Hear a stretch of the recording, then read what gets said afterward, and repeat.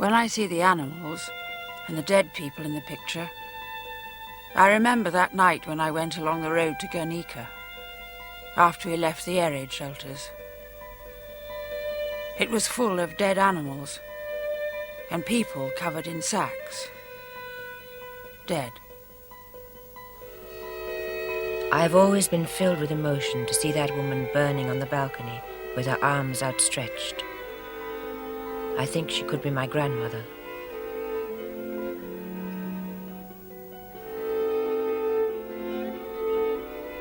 Picasso's painting, Guernica.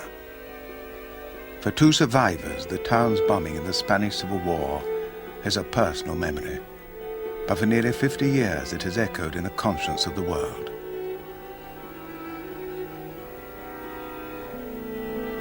Spain, in the 1930s, was in many ways still struggling out of the 19th century, but it found itself the arena and battlefield for ideologies of the 20th.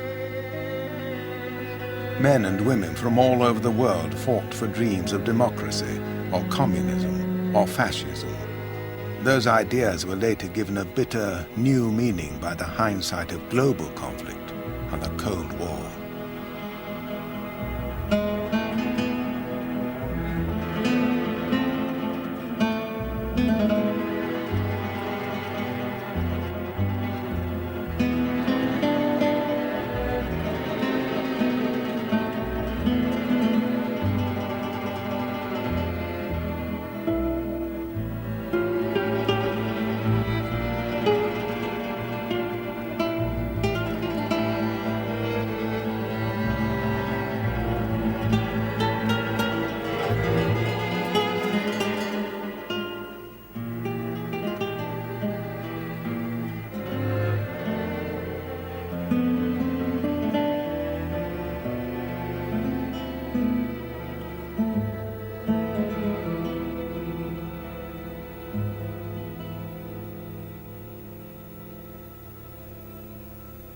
Europe in 1936. Hitler had been in power for 3 years. Mussolini had ruled Italy since 1922. In Russia, Stalin had begun the show trials and purges of his enemies. Democracy everywhere was on the defensive. Britain and France were fearful of a European war. Then came the news from Spain.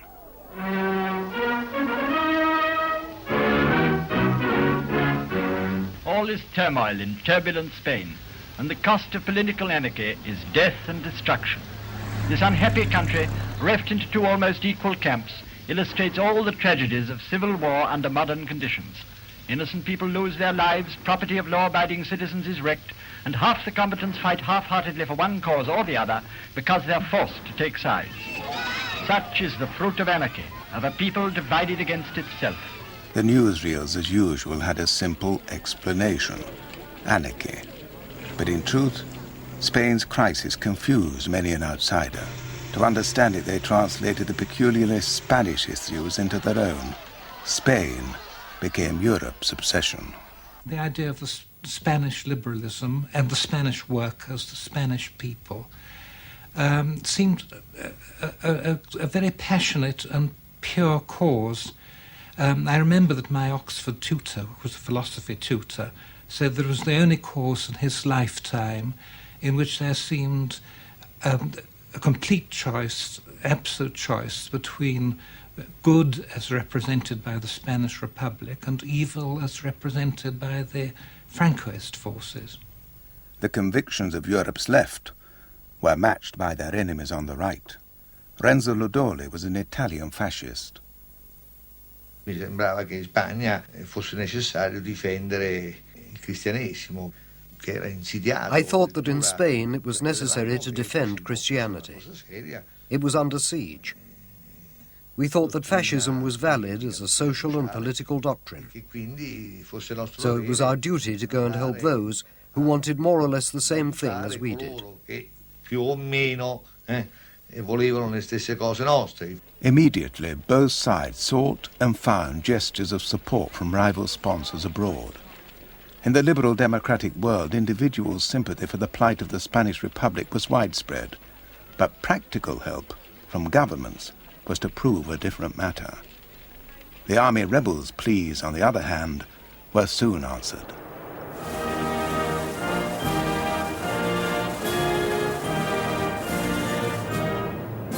Franco was not, at that time at least, a fascist. He was a conservative monarchist, but he was immediately assisted by European dictators who were fascists, and so he was inevitably identified with their kind of political despotism. Nevertheless, there is no evidence of any international fascist complicity in the Spanish general's original coup. On the contrary, in the summer of 1936, Hitler's thoughts were far from Spain. He was building a war machine for his own purposes, expansion in the east, and the repression of his opponents inside Germany. Hitler promised Britain that Germany wouldn't get involved in Spain. It was the first example of double talk in the Civil War, saying one thing and doing the opposite. Hitler had already sent aid. 2 days after the Spanish uprising, Franco had appealed to the Führer for help.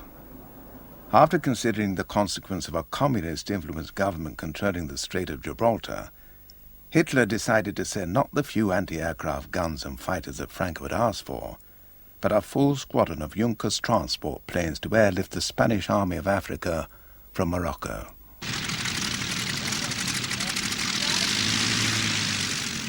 "1,500 of these troops were transported to Seville to begin their fighting passage to Madrid. These crack troops of the Spanish army were to play a decisive role in the war. Hitler said later that Franco should erect a monument to the Junkers 52, the aircraft that Franco had to thank for his victory.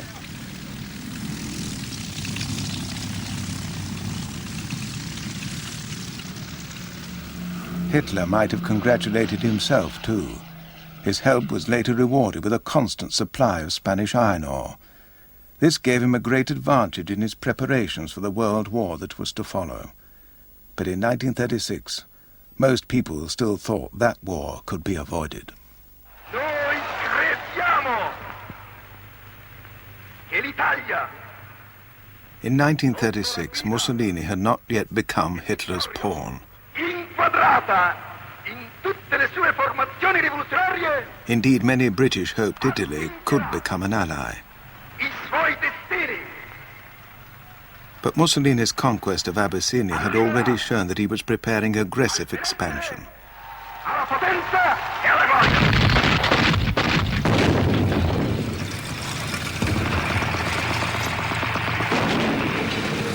He wanted to turn the Mediterranean into what he called Mare Nostrum, our sea, another Italian lake. There was a natural challenge at the entrance to that lake. Throughout the 30s, Mussolini had dabbled with small-scale right-wing plots to subvert Spanish democracy. He had modestly financed the leader of Spain's fascist party, José Antonio, and allowed right-wing military groups to train on Italian soil. In 1934, in a written though informal agreement, Mussolini had promised to supply arms to Spanish monarchist conspirators should they overthrow the Republic. When the time came, after the uprising, he supplied 12 bombers, the first foreign military hardware to arrive in Spain's war. While Germany and Italy supported the army rebels, Léon Blum, the French Prime Minister of the recently elected Popular Front government, naturally identified with the Republican government of Spain. Léon Blum feared France's isolation. Still haunted by the terrible French losses in the 1914-18 war, and already flanked by 2 fascist powers, France certainly did not want to be trapped in a fascist triangle. Blum went to London to discuss plans for a collective security treaty with the British. Before he went, he ordered that arms be sent to Spain. At this meeting with Anthony Eden, the British Foreign Secretary, Spain was not officially on the agenda, but Blum discussed it anyway. On his return to Paris, he reported the conversation to Jules Moch, a member of his government. Blum told me of his talks with Eden extraordinairement extra-européenne. And the extraordinary non-European stance that both Eden and his colleagues were taking. Eden told Blum we shouldn't get mixed up in it, that even if war broke out in Europe over Spain, England, who was distant from all that, would remain neutral.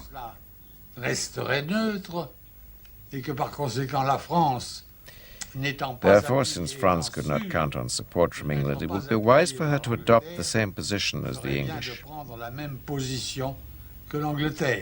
And I think I can recall that Blum told me that that would be a cowardly position. In London, the British national government was worried. Conservative Prime Minister Baldwin and his ministers were concerned at all costs to avoid another world war and feared it could start in Spain. Alec Douglas Hume was then a backbencher. If country after country began to take part in the war, then nobody could see the end of it. And it could end up in a big European conflict. Mussolini was careering around in the Mediterranean and making all sorts of trouble. Japan was restive, and of course German realm was in full flood.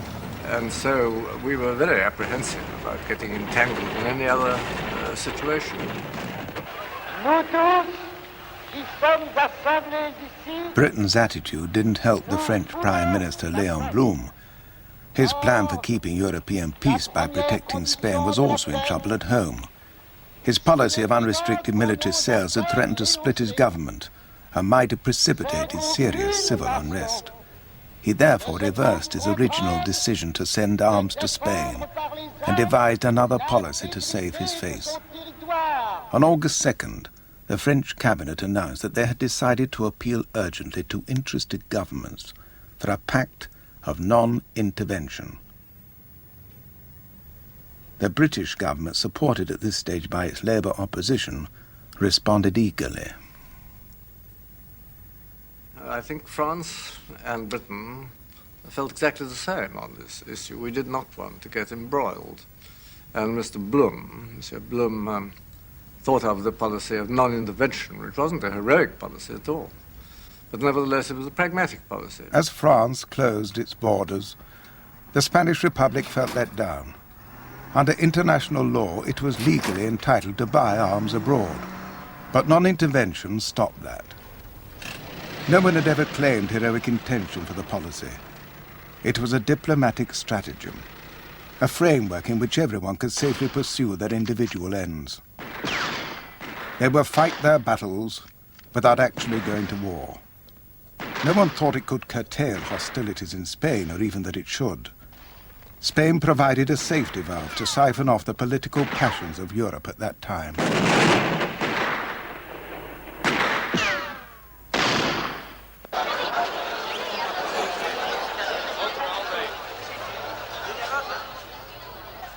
Adesso quando si dice fascista si pensa alla violenza, alla dittatura. Però allora Nowadays, when you say fascist, you think of violence or dictatorship.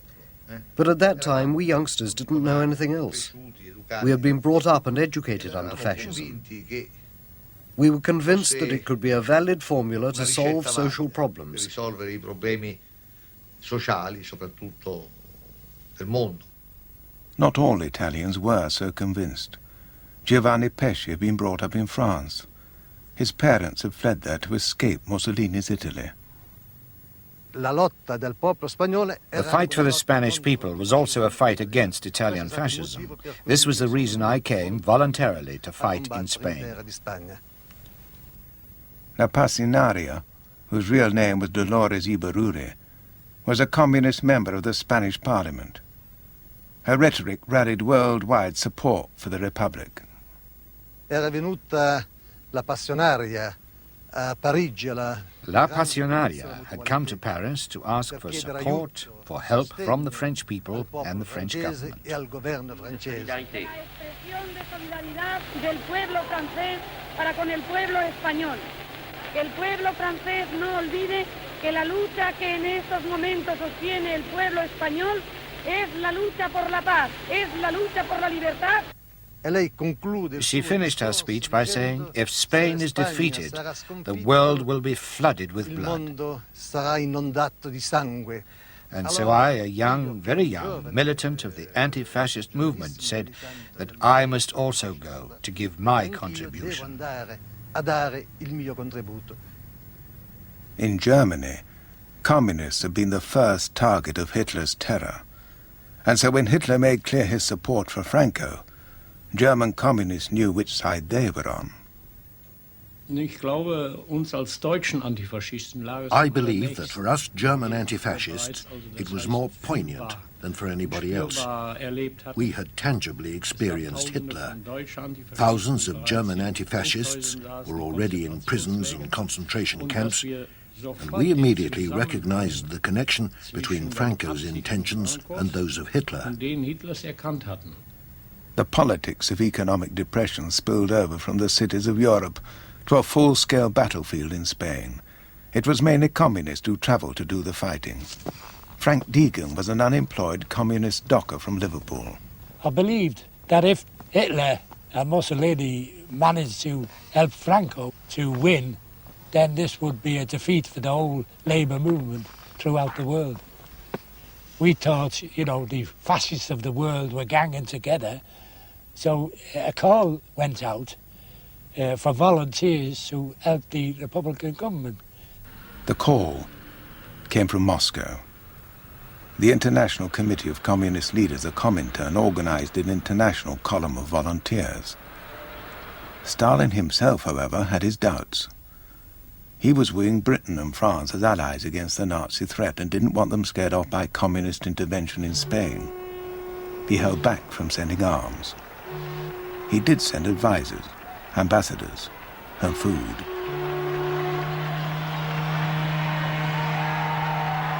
When the first Russian ship arrived in Barcelona, initial rapture gave way to disappointment when the consignment turned out to be not the guns that the Republic wanted, but canned milk. The guns only came later. Meanwhile, the Italian Foreign Minister, Ciano, met Hitler at Berchtesgaden in Germany. They agreed that their aid to the Spanish army rebels had to be increased, partly to counter Russian aid, and partly because Hitler had now decided he wanted to go over to the attack against the democracies. What had previously been a reflex action, a decision to supply Spain on request, became a concrete policy, a joint front against communism. A few days after Ciano and Hitler's meeting, Mussolini was heard for the first time to refer to the Rome-Berlin axis. Events in Spain had drawn Italy and Germany closer together, a step down the path towards the Second World War. I hate war. The world was very different in 1936. America was not the fulcrum of the world's foreign policy decisions.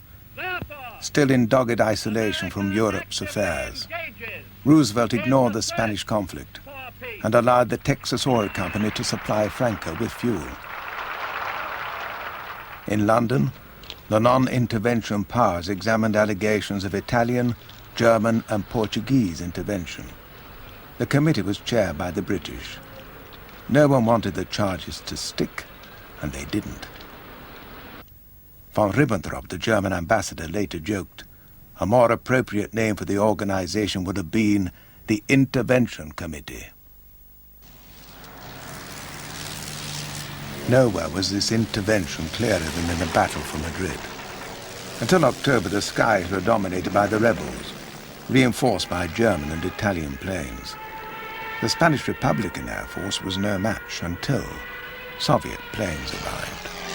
Just before the Soviet aid arrived, I'd seen a demonstration of women marching along the Gran Via, the principal street in Madrid, shaking their fists at the German and Italian planes and shouting, "No pasarán, they shall not pass."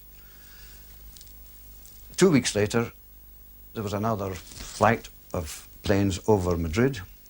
This time they flew very low and dropped no bombs. Everyone looking up from the streets suddenly saw They were no longer Germans or Italians, they were Russian planes. And the cry went up that ran right through the city, son nuestros, they're ours, they're ours.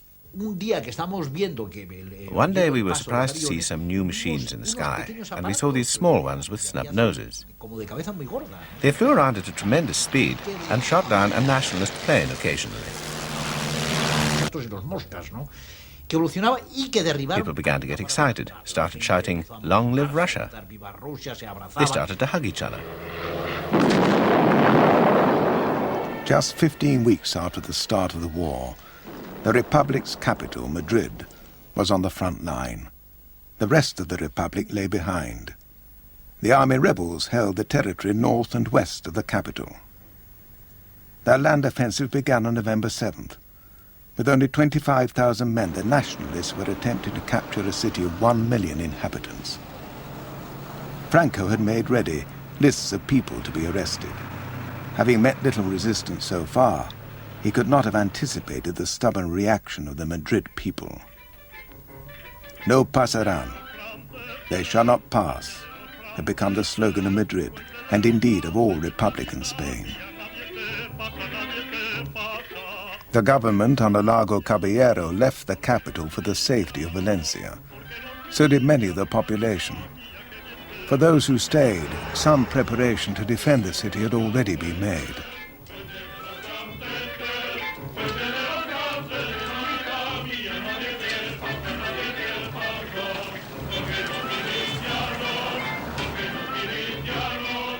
General Miaca, one of the army officers who stayed loyal to the Republic, led the defense junta in charge of the overall political and military control of Madrid.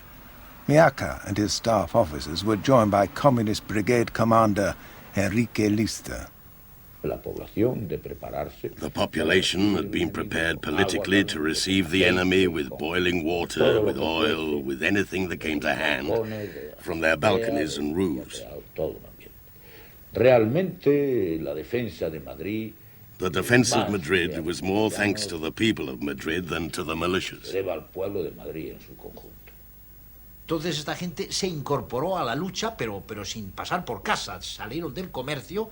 People joined up at once. They didn't even bother to go home. They were given some hand grenades and a rifle, and with their ordinary jacket and trousers, they got into waiting vehicles or into a tram and went off to fight. This was really striking and wonderful. It was one of the most wonderful moments of the war. Everyone in Madrid was involved. Loyal officers staffed the army. Ordinary people built defenses for the city. Political parties recruited men for defense militias. But most of all, an organized army was created. However barely trained and equipped, 10 new brigades of the popular army of regular soldiers, mixed with volunteers, were naturally a more effective fighting force than the old militia columns.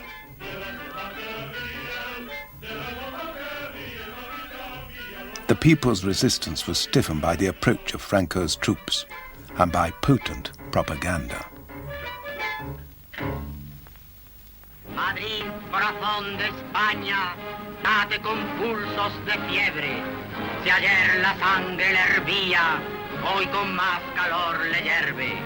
Ya nunca podrá dormirse, porque si Madrid se duerme, querrá despertarse un día y el alba no vendrá a verle. No olvides, Madrid, la guerra. Jamás olvides que enfrente los ojos del enemigo te echan miradas de muerte. Rondan por tu cielo halcones que precipitarse quieren sobre tus rojos tejados, tus calles, tu brava gente.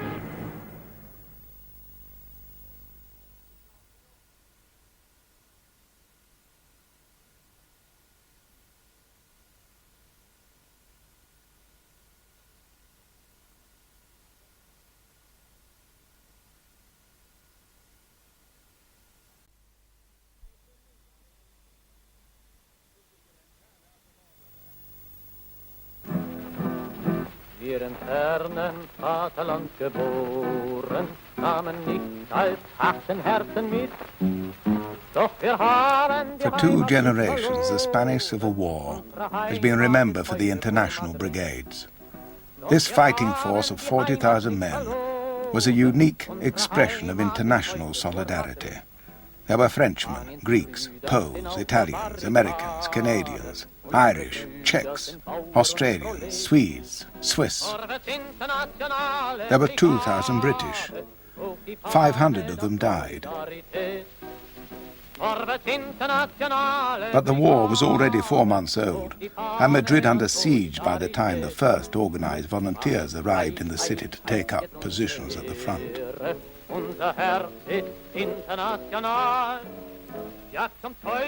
One of the first battalions was predominantly German.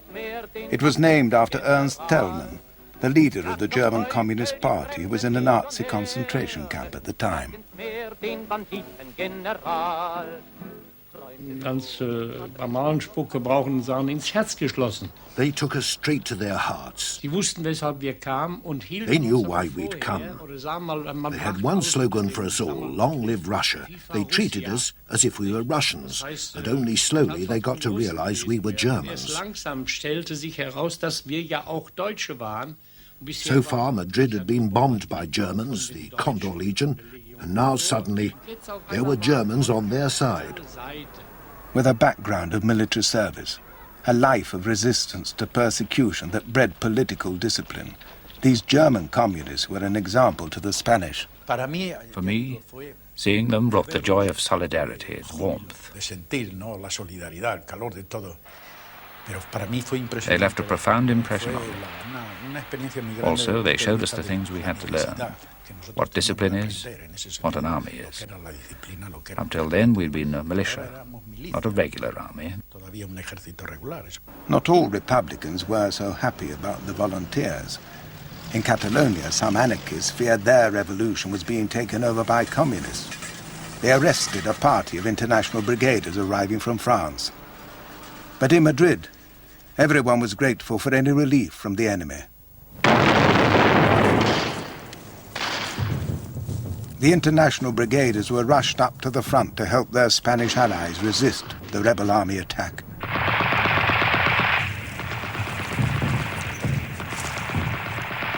There was fighting in the Casa del Campo, a park on the western edge of the city.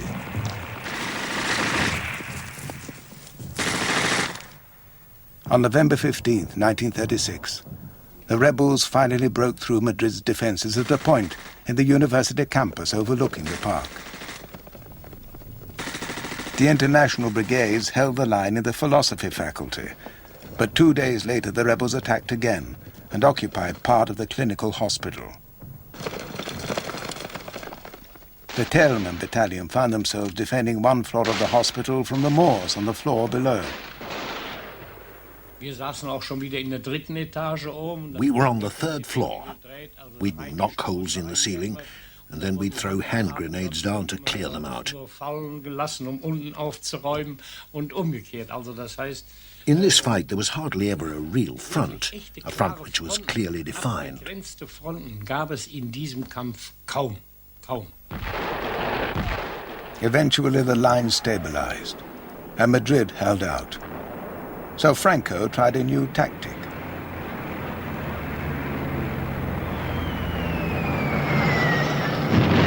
The Civil War became a testing ground for modern weapons.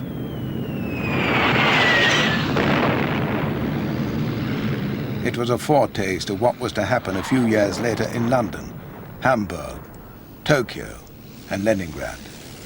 But until now, no city in history had been so sorely tested.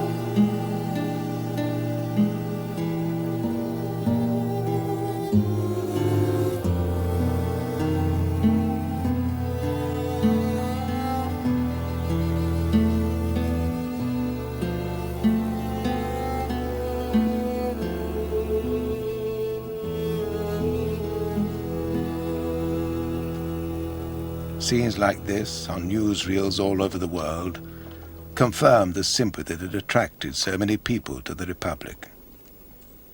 Journalists like Ernest Hemingway went to report and became propagandists. The original complex Spanish causes of the war were distilled into the poetic certainties of right and wrong. Wogan Phillips, now the only communist in the British House of Lords, went to drive an ambulance. Stephen Spender, the English poet, went with him to look. We are obsessed by the feeling that this is the supreme cause of our time, a cause of poets and of writers, the cause of freedom, and that unless the cause of anti-fascism was won, unless fascism was defeated, we wouldn't be able to exist as writers. Like so many British radicals, Spender at that time was a member of the Communist Party, but he represented the liberal wing of English intellectual thought. I think there was a later generation of John Cornford and Julian Bell who got killed in Spain, who felt that they wanted to submerge their literature, their independence of mind as intellectuals, even their existence as intellectuals, which seemed subjective to them, within the objectivity of Marxism. This was the generation of Philby and Maclean. Philby was in Spain for a while, working as a Times correspondent with Franco's forces. In fact, he was spying for the Russians. Julian Bell had developed his Marxist ideas at Cambridge, in the same secret society, the Apostles, which included Anthony Blunt. The threat of fascism had turned a generation of English intellectuals into communists. The brutal realities of Stalin's Soviet Union had not yet been made known. Some people like George Orwell, however, who had gone enthusiastically to fight for the Spanish Republic, came to appreciate in Spain the danger of all-pervasive totalitarian communism. He joined the anti-Stalinist party, the POUM. The persecution of the POUM by the official communists disillusioned many who thought the Republic was a democracy. Most volunteers, though, were communists, and those who weren't felt isolated. I remember going to the front near Madrid once and meeting a young man there who was an English public school boy, and he said to me, well, you know, I came to Spain and joined the International Brigade because I understood it to be a liberal Republican organization, and what I found is that it's an entirely communist organization. And then he said, I would spend the rest of my life every day walking up to that ridge that you can see a few hundred yards away, and that'll be the end of me. And he certainly was disillusioned, although he accepted this, and he was killed within 6 weeks. But for many Spaniards, the Soviet Union's support seemed a salvation. In 1937, Teresa Pamias was a member of the Socialist Youth. I és que la Unió Soviètica ens ajudava. Era el país que venia armes al govern legítim de la República. The Soviet Union sold guns to the government of the legitimate republic. Guns came to Barcelona and their ships. It brought us this feeling of mythical togetherness, which became very solid. This comradely solidarity had a hard business edge. All the arms were paid for. Spanish gold reserves had been sent to the Soviet Union. They supplied the arms. Political influence came with them. In Madrid, morale was sustained by showing epic Soviet films like Kronstadt, celebrating the defense of the Soviet Revolution of 20 years earlier. But the Soviet influence was not revolutionary in Spanish terms. On the contrary, the Communist Party's disciplined approach to fighting the war and keeping order attracted large sections of the middle classes in the Republican zone. They had been frightened by the rival anarchist revolutionary ambition for the Republic. At the end of 1936, Stalin wrote to Largo Caballero and argued in diplomatic French that the Republic should collaborate with liberals and conservative peasants. It is necessary to prevent the enemies of Spain considering her a communist republic, he said. Stalin, remember, still needed Britain and France on his side. They were still not his certain allies against the threat of Hitler. And in Spain, Hitler's intentions were becoming clear. His ambassador formally recognized the Franco regime during the Battle for Madrid, and now Hitler could hardly afford to let the rebels lose. Germany increased its aid and sent instructors to train nationalist officers. This gave Franco's rebels a useful but still not decisive advantage. The nationalists were holding about 60% of Spain, but they were short of troops and had stalled on a front of 1,200 miles. In spite of a dangerous bulge around Madrid, the Republic was holding its ground. The nationalist sponsors became impatient, particularly Mussolini. Without even consulting Franco, he began to send large numbers of Italian volunteers to Spain. Their first battle was at Malaga. It was an easy victory. It shortened the front and raised nationalist morale.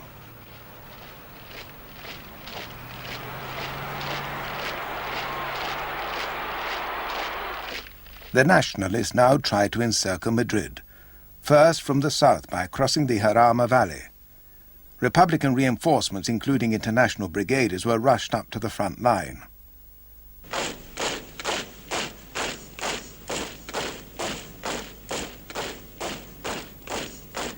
After 10 days, the battle had spent itself, with heavy losses on both sides.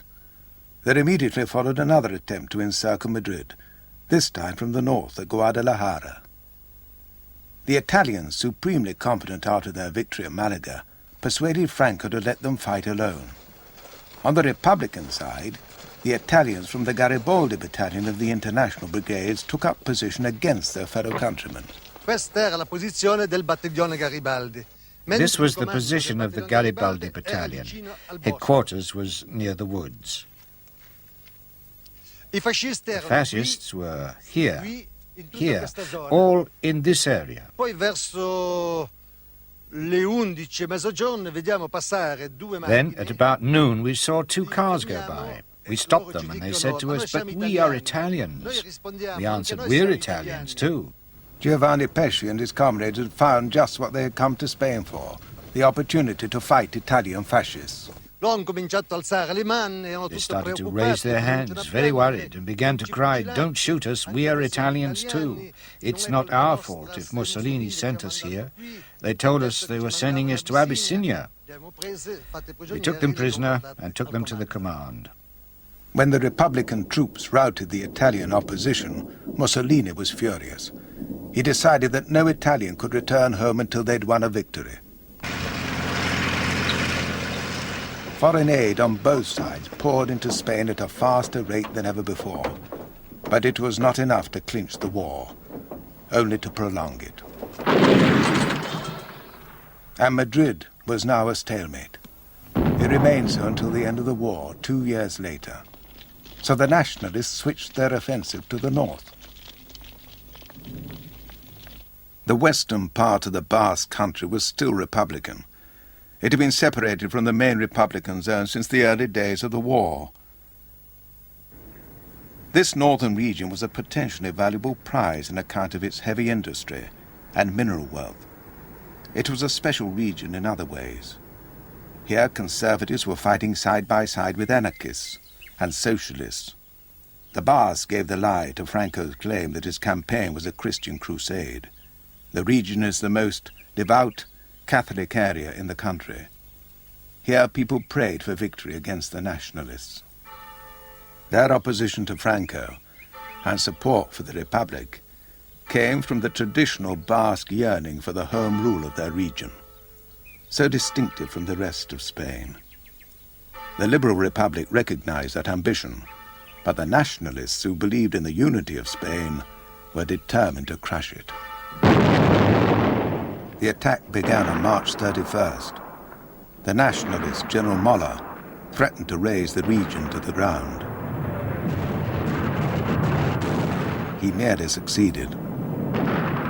But first, the nationalists tried to starve the Basques into submission. The sea blockade of Republican ports posed an embarrassing problem for Britain. Several British merchant ships, legally commissioned to deliver food supplies to the Republic, were stuck in the French port of Saint-Jean-de-Luz.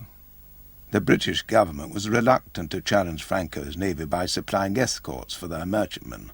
Despite outcry from the House of Commons, Eden announced that British ships would be protected only outside a 3-mile limit of Bilbao. At the same time, the British were secretly negotiating with the nationalists for the output of British-owned mines in Spain. On April 19, 1937, a Captain Roberts, the master of one of those ships, the Seven Seas Prey, became anxious to leave Saint-Jean-de-Luz before his cargo rotted. Captain Roberts defied the British order and set sail for Bilbao. His daughter, Fifi, was on board. So at 10 o'clock we darkened ship and pulled up anchor and sailed out. Frantic flashings from the shore, and a searchlight was played on us, but Father was doing a Nelson act, you see. He just shut that eye, and we sailed on. I mean, there's nothing to it. In spite of the warnings of the British government and the threats that Bilbao harbour had been mined by the nationalists, the Seven Seas Spray arrived unscathed and sailed up Bilbao River. We were the first in, and were told there's only 4 days' food left for the people. Everybody was cheering, hooters were going. It was rather like a ticker tape reception. Only we were coming up the river and everybody was hanging out from all their windows and waving and cheering. It was quite emotional.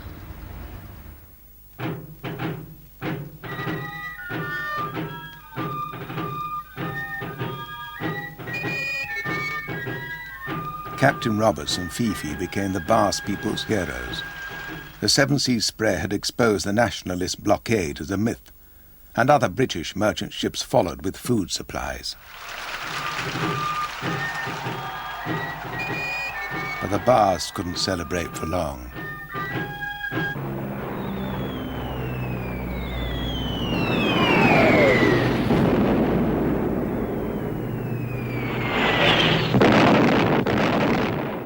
"10 miles behind the front line was the small market town of Guernica, with a population of 7,000.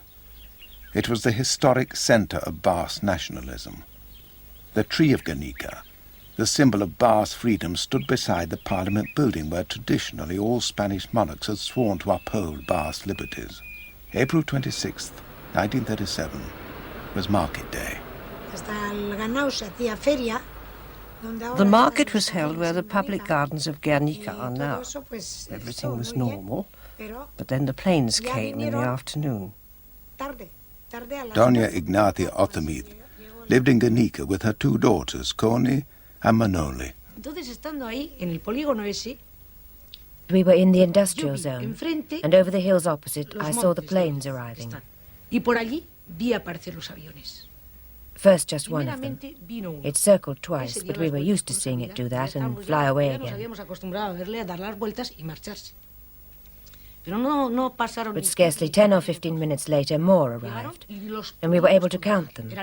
There were 8, all in a line, black. I remember them as very black and ugly. I'll never forget the noise the bombs made. A kind of fizz, followed by cries.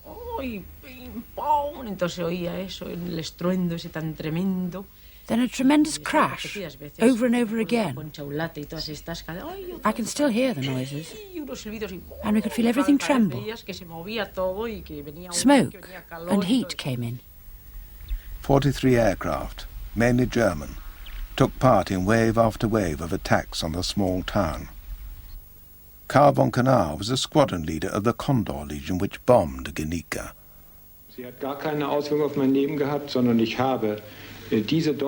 This had no impact on me. I conducted these attacks and operations in the course of my duties as a soldier, carrying out my orders without heed for my life. At the time, we thought we were fighting a war against communism. The Condor Legion might have believed the Catholic Basques were communists, but the Spanish High Command who ordered the attack knew otherwise. For both of them, Guernica's cultural significance was more or less irrelevant. It was a military target. There was a small arms factory, and Republican soldiers retreating from the nationalist attack had to pass through the town to reach the last line of defence round Bilbao. The Germans claimed their instructions were to bomb the bridge and crossroads at the edge of Guernica in order to make the road to Bilbao impassable. In 3 hours, 100,000 pounds of incendiary, high explosive and shrapnel bombs were dropped on the town. Little remained standing, except the arms factory and the Germans' main target, the bridge.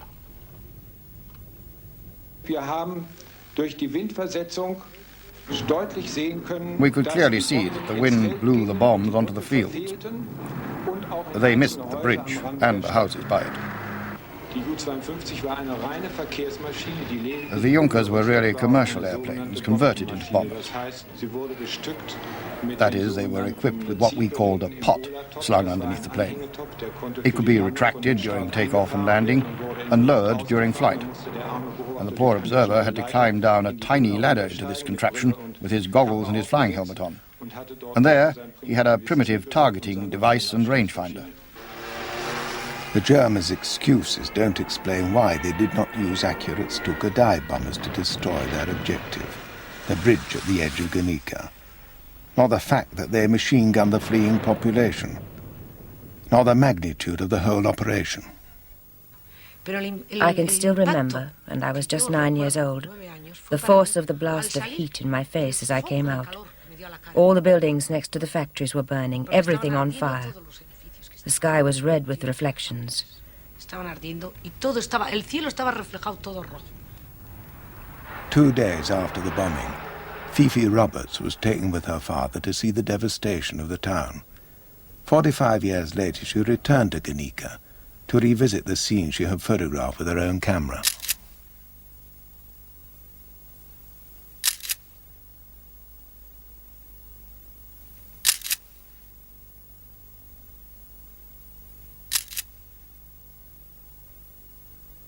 Along the road, there were streams of refugees trudging along. I don't think they had any idea where they were going, what they were going to do. They were on carts, wheelbarrows, anything that had a wheel that was being pushed, and a few of their belongings on it. It's rather heartbreaking to see.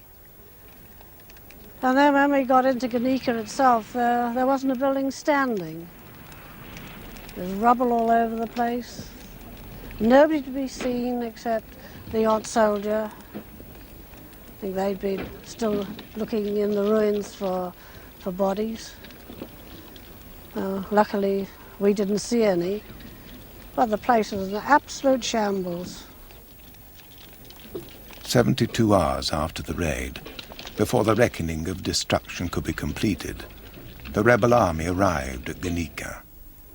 They immediately began a propaganda offensive as well, making show of guarding the famous Bars Tree of Liberty. They even tried to put the blame on the Bars for destroying their own town. Cierta prensa aseguró que esta desgraciada ciudad fue destruida por la aviación nacionalista. La trabación de hierro del frontón y los bidones de gasolina acumulados frente a la iglesia demuestran que fueron patrullas de incendiarios quienes echaron sobre sus hombros la tristísima misión de arrasar la pintoresca cuna del fuerismo vasco.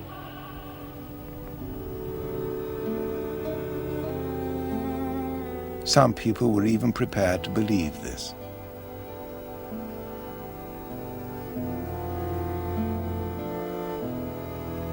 The nationalists' real prize lay ahead.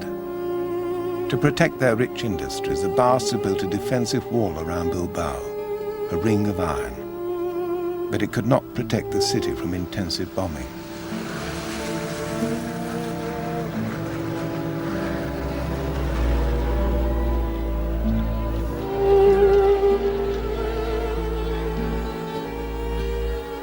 With Bilbao about to fall, the Western democracies finally felt free to help.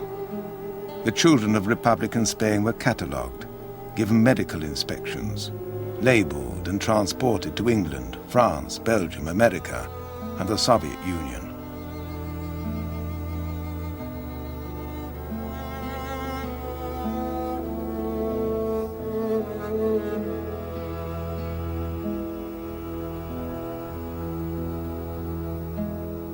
Franco soon broke through Bilbao's defences and seized the region's industries and mines intact. Soon ships left Bilbao with new cargoes. Soon Franco was exporting iron ore. His clients included Germany and Britain. Both countries were to use the captured resources of the Republic for their own rearmament program. Non-intervention, either real or phony, didn't interfere much with business or prevent the world war that was to follow.